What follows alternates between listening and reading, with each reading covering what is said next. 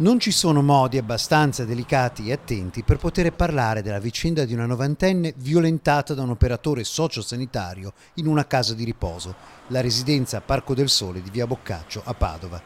La vicenda è emersa da un articolo del Gazzettino, molto circostanziato nella sua crudezza e che cercheremo di riassumere.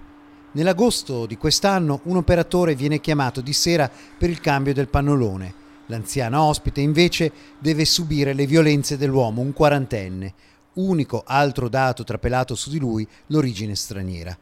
La denuncia presentata in questura parla di come l'anziana si fosse poi rifugiata, in preda al dolore e allo sconvolgimento, nella stanza di un'altra ospite per essere ritrovata solo alla mattina successiva dal personale della casa di riposo.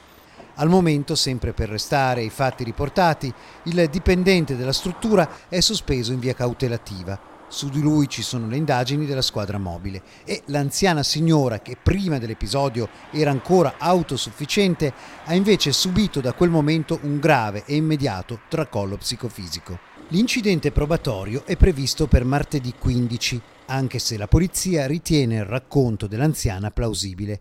Il triste corollario è quello della reazione doverosa dell'amministrazione della casa di riposo con la direttrice, che assicura di come tutto il resto del personale si sia attivato subito per fare chiarezza, collaborare e isolare il comportamento, a cominciare naturalmente dall'allontanamento immediato dell'indagato, e inoltre di come verrà fatto tutto il possibile per trarre qualche insegnamento da questa angosciante vicenda.